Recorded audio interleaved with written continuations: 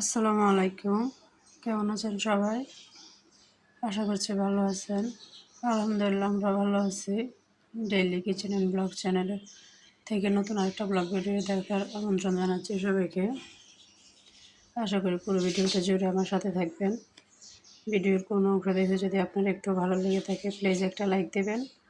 আপনার একটা লাইক আমার ভিডিওটা অনেকজনের কাছে পৌঁছে দেবে। লাইফস্টাইল ব্লগ ভিডিও যাদের পছন্দ তারা চাইলে আমার ছোট্ট চ্যানেলটি সাবস্ক্রাইব করে রাখতে পারেন। পাশে থাকা বেল বাটনটি অন করে দেবেন, এতে করে আমি কোনো ভিডিও আপলোড দিলে সেই ভিডিওর নোটিফিকেশন আপনার কাছে পৌঁছে যাবে। আপনি আপনার সময় সুযোগ করে আমার ভিডিওটি দেখে নিতে পারবেন। অবশ্যই আপনার মূল্যবান মতামতটি করে জানাবেন ভিডিওটা আপনার কাছে কেমন লাগলো।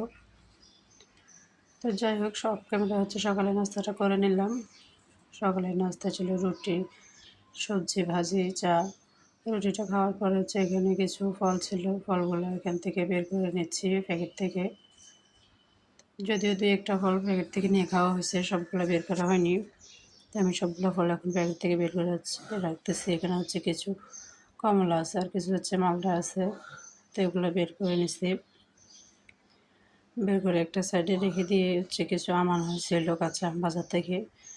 এখন কিন্তু কাঁচা আমের সিজন, বাজারে গেলে যেদিকে চলছে ওদিকে কিন্তু কাঁচা আমগুলো বেশি দেখা যায়।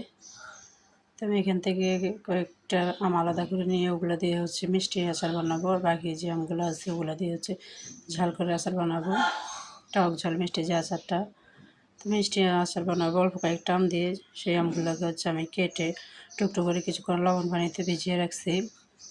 লবণ পানিতে ভিজিয়ে রাখার পর ওইখান থেকে হচ্ছে তুলে নিয়ে ওটাকে ভালো করে পানি ঝরিয়ে নিয়ে একটা সুতি কাপড়ের মধ্যে বিছিয়ে দিয়ে ফ্যানের নিচে রাখছি, যাতে আমের মধ্যে যে এক্সট্রা পানিটা আছে ওই পানিটা শুকিয়ে যায়। অনেকটা সময় ফ্যানের নিচে রেখে দিছি। তো এখন হচ্ছে দুপুরে রান্নাটা করে নেব আমি। দুপুরে আজকে রান্না করবো একদম শর্টকাটে, চিকেন বিরিয়ানি করে নেব।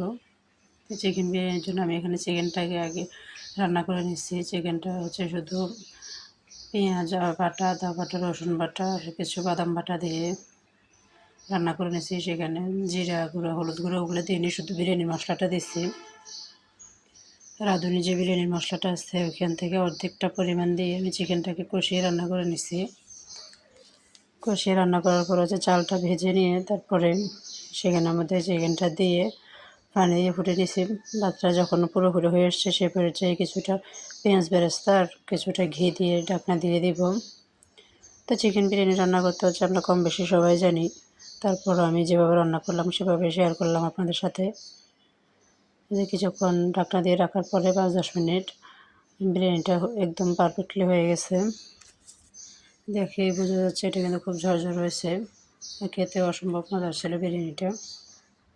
তো খাওয়া দাওয়ার পরে হচ্ছে আমি আচারগুলো রেডি করব। যে আচারগুলো শুকিয়ে নিয়েছিলাম ওগুলোকে একটা শুকনো পাতিলের মধ্যে রেখে কিছুটা বেশ অনেকটা চিনি দিয়ে মাখিয়ে রাখছিলাম। চিনিটা যখন পুরোপুরি গলে গিয়ে একদম পানি ছেড়ে দিছে তখন এই পর্যায়ে এখানে আমি বাকি মশলাগুলো অ্যাড করব। বাকি মশলার মধ্যে এখানে আছে দারচিনি, এলাচ, তেজপাতা, লবঙ্গ, কয়েকটা শুকনো মরিচ, কিছু আদা কুচি। আদাটা এখানে বাটা দেব না, কুচি, আর হচ্ছে কিছুটা রসুন বাটা সামান্য পরিমাণ। এগুলো দিয়ে আমগুলোর সাথে ভালো করে মিশিয়ে নেব। মিশিয়ে নেওয়ার পর হচ্ছে এখানে কিছু পাঁচফোড়নের গুঁড়া দেব।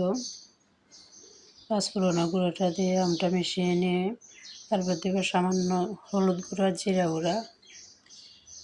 এখানে একদম সামান্য পরিমাণে হলুদ গুঁড়া আর কিছু হচ্ছে জিরা গুঁড়া আছে। হলুদ গুঁড়াটা শুধু কালারের জন্য। সামান্য একটু লবণ দিচ্ছি। যখন চিনি দিয়ে আমটাকে মাখিয়ে রাখছিলাম তখন কিছুটা লবণ দেওয়া হয়েছিল, তাই সেটা বুঝে এখন একটু কমিয়ে দিলাম। কমিয়ে দিয়ে এগুলোকে ভালো করে মিক্স করে নেড়ে ছেড়ে চুলার আঁচটা একদম মিডিয়াম করে চুলায় বসিয়ে দেবো 15 থেকে 20 মিনিটের জন্য। তো 15 থেকে 20 মিনিটের পরে আমার মিষ্টি আচারটা একদম রেডি হয়ে গেছে।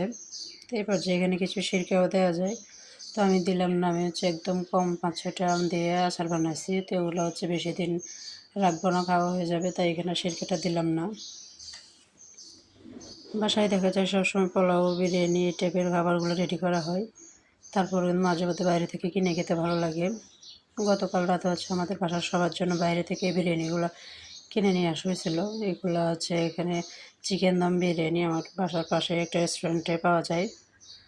রাত্রে হচ্ছে সবার জন্য এই চিকেন দম বিরিয়ানিটা নিয়ে আসা হয়েছিল। চিকেনের এই দম বিরিয়ানিটা আমার বাসার সবার খুব পছন্দ, বিশেষ করে বাচ্চাদের তো চিকেনের কোনো আইটেম হলে আর অন্য কিছু লাগে না।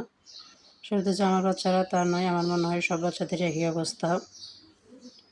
তো যাই হোক, সবাই মিলে বিরিয়ানিটা খেয়ে নিলাম। তো আজকের ভিডিওটা হচ্ছে এই পর্যন্ত। এতক্ষণ পর্যন্ত যারা আমার সাথে ছিলেন সবাইকে জানাই অসংখ্য ধন্যবাদ। আল্লাহ হাফেজ।